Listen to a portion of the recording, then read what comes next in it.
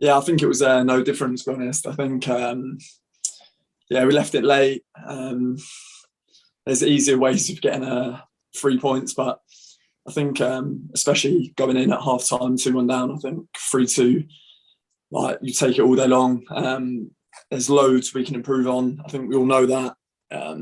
Although we're all sort of buzzing at full time, I think we'd all sort of be honest and say that it wasn't the best of Wales performances. But in international football, I think the wins all that matters really.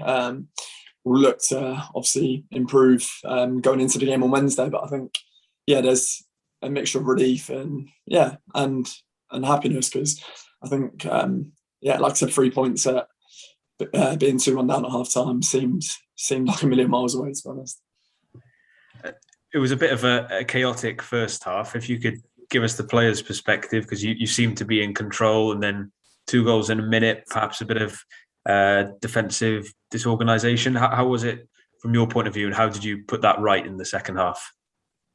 I think obviously whenever you concede this, it's obviously really frustrating.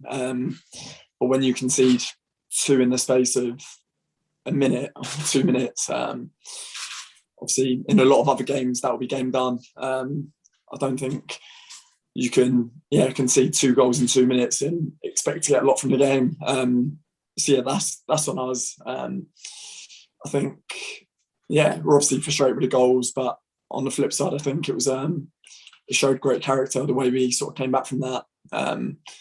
And we spoke about at half time what we need to improve on, and we all knew what we needed to do better. And I think the second half we went out there and raised our levels, raised our standards, and in the end, a moment of magic from Gareth Bale got us the win. Gareth himself then, in his interview, compared the game to that one in Andorra when they qualified for Euro 2016. That was right at the start of that campaign. Appreciate you weren't involved in that game, but you've seen this team, score late goals to snatch wins or draws. Can you tell us about that resolve that there is in this Wales squad? Yeah, I think you've seen it time and time again. I mean, even the Switzerland game in the Euros, obviously coming from behind to get a draw.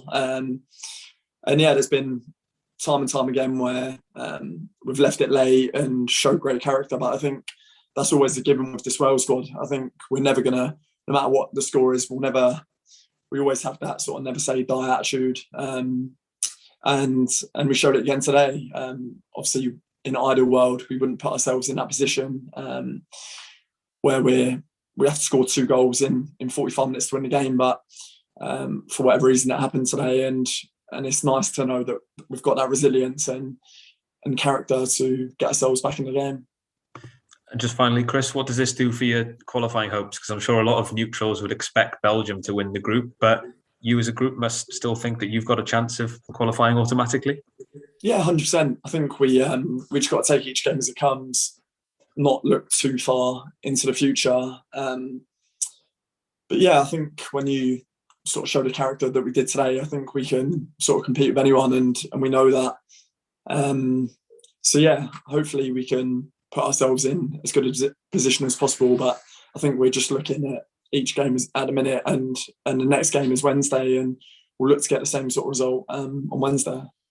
Okay, thanks, Chris. Cheers. Diolch, Lawrence Moore. Hey, Chris, congratulations. I don't know, the players would have put a big effort in today, and there's obviously players back at home who are rested up and fresh and ready to go for Wednesday. But I guess you guys will be desperate to keep hold of the shirts, won't you? Yeah. We obviously missed a lot of players today. Some big players as well, players that are featured heavily in obviously the Euro campaign. Kiefer Moore, Ethan Ampadu, Harry Wilson, and all the others, to be fair. A lot of people missing today. We sort of went into the game. We didn't want to use that as an excuse for whatever the result is. With the team we played today and the subs coming on, we know we've got more than enough quality. We sort of showed that quality, albeit very late. But we got the win, and that's the most important thing. it's hard to know to say something new about Gareth, as he's done this so often throughout his career. But what's he like as a leader off the pitch? And he seems to have sort of grown into that captain's role when he took over the armband. Yeah, he's brilliant. He really is, and sort of have him around with his experience, the way he is as a person around the place, very bubbly, always willing to speak to the younger lads.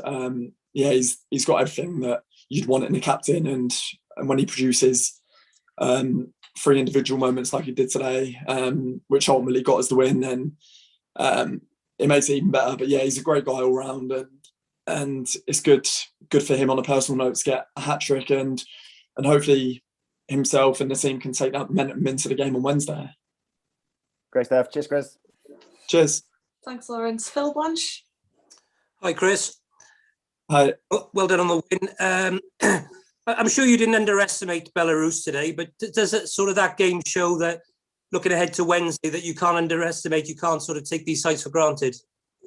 Yeah, 100%. I think one thing today, I don't think it was a case of underestimating them. I remember Gaz said, I think before the game sort of coming out onto the pitch, that it's going to be one of our biggest tests sort of today with the it's never going to be a game that you roll up into and get an easy win by 3 or 4. It was never going to be like that. Of course, we made harder work of it than we would have wanted, but we definitely didn't underestimate them. I think credit to them. We got an early goal when they came back fighting, and they were a real threat in the game. But yeah, of course, we don't want to underestimate anyone.